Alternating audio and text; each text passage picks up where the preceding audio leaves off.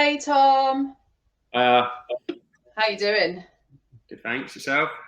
Yeah, I'm all right, thank you. So anybody who's watching this and is unsure as to exactly what you do with us at the Hub, you are Tom, one of our sports therapy practitioners, and you're due to have knee surgery tomorrow.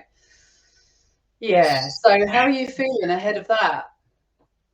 Good. I'm relieved that it's finally happening. Third time of trying this time around. So yeah, as long as it all goes ahead, it'll be finally good to get it all sorted out and get back up and running So properly. this is the third scheduled operation for the same knee. Yes. Yeah. Why is that The then? Is that COVID? Yeah. So originally it was booked in for December. But then I caught COVID at the beginning of December, which meant then you couldn't have an operation for 8 weeks after catching it. Then it was then going to be rearranged for end of January, beginning of February time. Yeah. But then that's when it kind of kicked off again with COVID and everything. So they cancelled all non-essential operations. So then we've been rearranged again till tomorrow, and yeah, finally, looks like it's going to happen. So Yay, fingers crossed. So nothing could stop it happening now, right? hopefully not. No, yeah, no, no. I think we're Especially pretty with much there having now. rescheduled your diary and everything. Yeah, that wouldn't be ideal. No, So yeah, absolutely not. fingers crossed. You know a bit about ACL surgeries though, don't you? Because for a human being that's only got two knees, this is your third surgery. Yes, So yeah, tell us a bit about ACL surgery. You know a bit about it. yeah. So your ACL is one of the main ligaments that holds your knee in place. So it attaches from your femur to your tibia, so the top and bottom parts of your leg together. It stops your lower half of your leg shifting forwards in comparison to the top half, and also prevents too much sort of rotation between the two. And yeah, what's happened is through football for me, so it tends to be quite a common injury in multi-directional sports when it's the main mechanism is like a stop and cut sort of quick change of direction.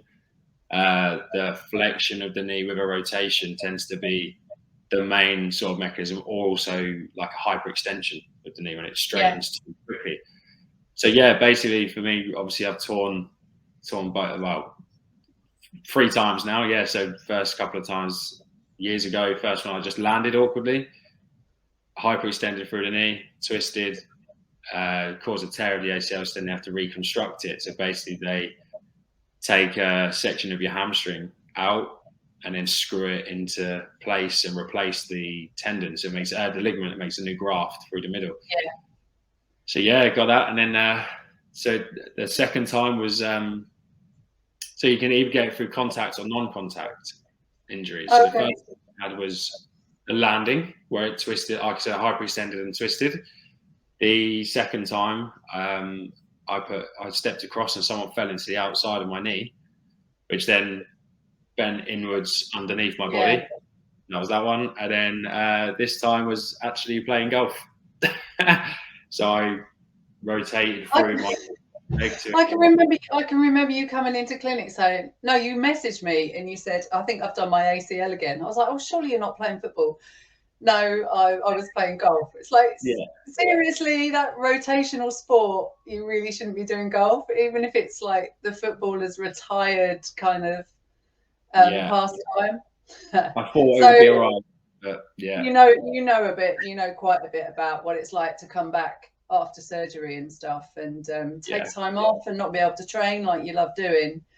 Is it difficult to stay positive and focused when you're somebody who is so athletic when you're coming back from surgery? Definitely. It's hard. It's tough. I'll open it the third time, this time that I obviously when I knew what I'd done the night when I texted you, I was fully like depressed mode, proper down in the dumps because I knew that more time off, more surgery, things like that is going to happen. And just the fact that you can't do what you want to do, like you said, it's hard. But once you get through the first, especially after surgery, once you get through the first couple of weeks, you can start doing more and more. Becomes a bit easier, but it's just a case of trying to stay as positive as possible, trying to keep yourself occupied, trying to get everything sorted, because it is tough, and we all want to be back doing what we want to do. But it's just a case of trying to get through as much as you can. We see a lot of it, don't we? You know, people who abruptly have what they love taken away from them, and with an indefinite timescale as to when they can return to what they love doing. And you know, that thing that gives them the dopamine, the serotonin, and everything that we chase, maybe as athletic, as relatively fit people. I was talking to my other half about this the other evening, actually, and he said, the thing is, though, when you have an athletic mindset, once you've had surgery and you then have a goal to get back, that mindset helps you rehab, helps you make progress every day, and you know, you put in place those little goals and stuff. Is that right for you? Yeah, definitely. It helps to sort of stay focused and continue having that end goal in sight, and knowing that you're going to get through this, because at the end of the day, we know beginning stages of rehab after surgery, things like that, it's rubbish. It's horrible. It hurts. It's slow progress, and it's quite easy to just go, oh, if you didn't have that, to just be like, oh, this isn't going anywhere, sort of thing. I'm gonna give up. But having that in mind and having that, and I suppose for me, I've always been quite competitive, very competitive. So I already see it as a challenge to get back as strong as possible, and that drives me to keep going and do as much more. So are you pretty competitive with yourself as well then? You're going to set your own goals and I always have been. It's good, and it has its pros and cons, but I've always been sort of really wanting to get stuff done as best as possible and as quick as possible. So this must help you with working with your patients, in rehabbing your patients and athletes. This gives you an insight, not just into the injury, the mechanism of injury and the healing stages, etc., but also the mindset of working with people who are injured. You know, even if it's a soft tissue injury that is temporary, you know, that has kind of a defined healing time, or if it's something that is out because of surgery and you're waiting for surgery and stuff, you kind of know how people are feeling. Yeah, definitely. It definitely helps, because I mean, it's easy to sit and go, oh, okay, and feel sorry for someone that's had that, but unless you've experienced it, and I think it helps also get the point across to clients and stuff when they are injured, and you can be quite empathetic with them and be like, look, we've been there, I know it's tough, and you can sort of, you've been through the same processes as they've been in the same steps, because everybody gets down when they're injured. No one's happy about it. Everyone knows that, okay, this happens, then you're going to get sore, then you're going to get moved, and so you can go step by step with them. And I think it definitely helps them on a mental well-being as well, to know that they've got someone alongside them that has been through it and understands where they feel the frustration that they feel, and that it's tough and it's painful, and it's but it's good. It definitely helps. We're a bit of a we're the whole group of us, we've all been so injured, haven't we? So we're a team. We all have our own thing, and so we kind of all have that real understanding of where people have been. And I know we talk to each other quite often about, how did you feel when this happened to you? I've got a patient who's undergoing this issue at the moment, and for me, a real eye-opener was my disc issue, my lower back disc issue last year, and how that's still affecting me now, nearly a year on. And obviously one of the things that we see loads of is lower back disc herniations and nerve pain. I know Luke has a history of ankle issues and surgery.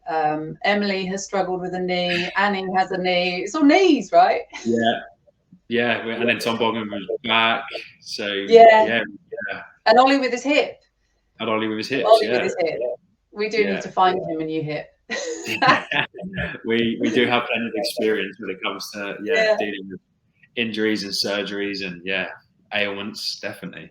But yeah, it definitely helps. It makes a difference. It really does. And it shows you actually that, you know, the majority of the population go through some sort of musculoskeletal issue in their lifetime that they need some help with. But many people are unaware that sports therapy, physiotherapy is available privately, and that it's really accessible, and that it can be really supportive and very goal driven and very partnered. You know, some people they've never experienced it before, and then they love it. You know, they love buddying up with their practitioner, don't they?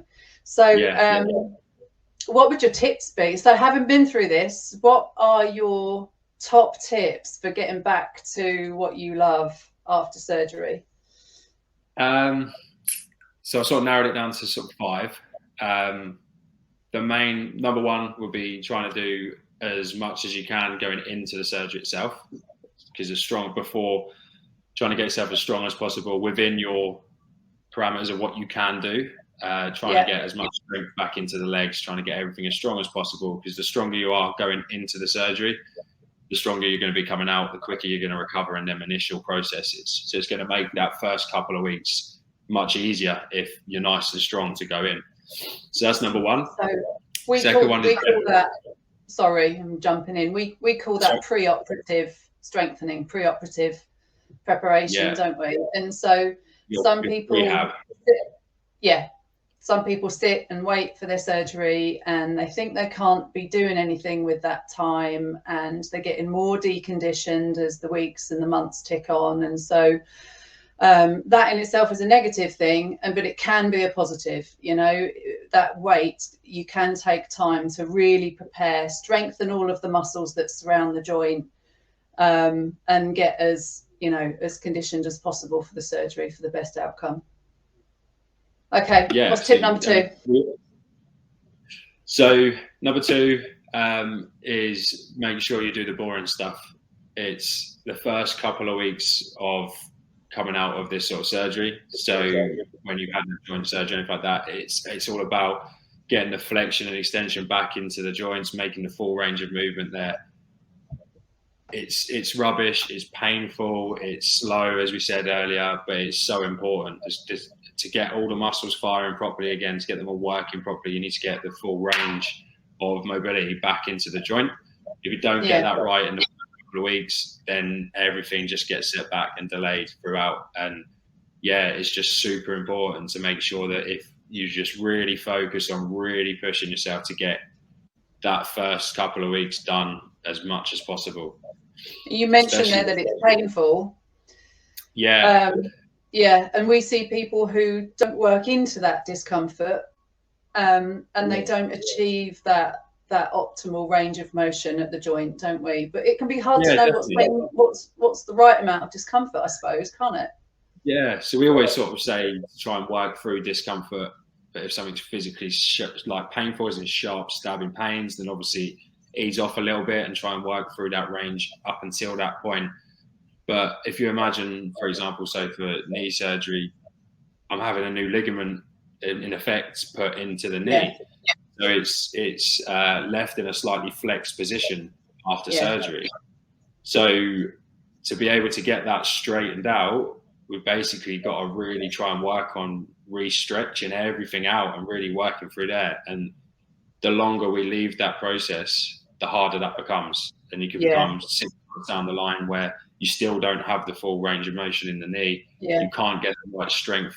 You can't then progress onto other stuff. So if you really, and like I said, it's not the most glamorous of rehab. It's just spending the knee as much as possible, straightening the knee as much as possible, really trying to work through the range. And it's just so important. Okay. Number 3. Be patient. It's slow.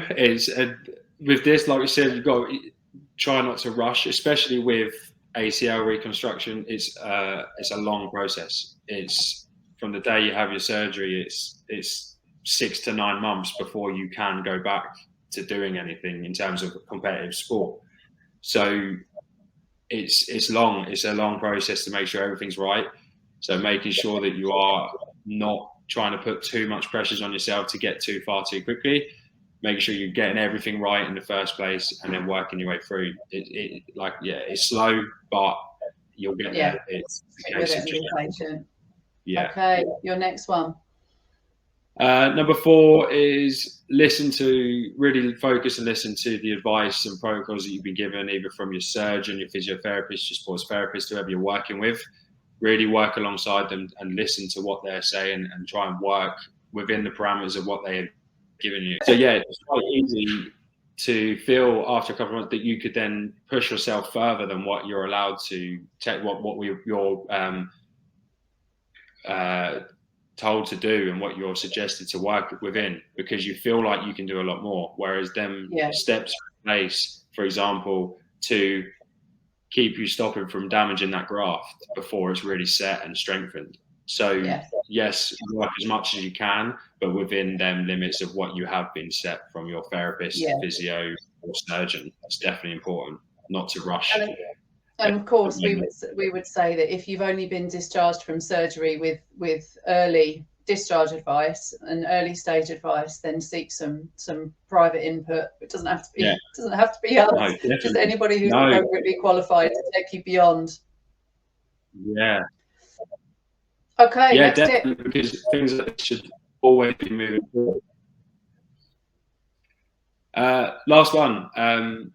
Stay positive. That's the main thing, really. Just trying to you will get back to where you want to be. It's just a case of keeping that mindset, like we said earlier, focused and trying to be as positive as possible and working through knowing where you're going to be. So, yes, you might not be where you want to be straight away, but you're getting closer and working your way back to where you want to be. You will get there. That's why you have the surgery, to get you back to where you want to be. So it's just a case of continuing and really trying to keep that positive mental attitude, because it's going to help so much when it comes to the tough times, which you are going to get. You're going to get moments where it's going to dip and you're going to be like, oh, it's not a smooth process with rehab of anything. It's not like it just gets better and better and better without any dips. You're going to have moments where the odd day or week where something's really sore and it's like, oh, this isn't going anywhere. It doesn't feel like it's progressing. But keeping that positive attitude will help you get through those times and actually bring you back out on the other side a lot better. Yeah, absolutely. Yeah, couldn't agree more. I think that's so important. Okay, well, thank you so much for that. I think sharing what you're about to go through over certainly the next couple of weeks, and then we'll drop in with you again in a few months' time to see how you're doing. That's going to be really important for our patients and helpful for other people as well. So thank you for sharing it. We're gonna catch up with you next week, aren't we? So I've got this picture in my head now of you sat at home with your leg up and a beer or a beer. That'd be nice. So we'll catch up with you next week and wish you all the best. Perfect. Thank you very much. All right, Mitch. Thank you for sharing your thoughts with us. Take care. No problem. See you later. Bye. Bye.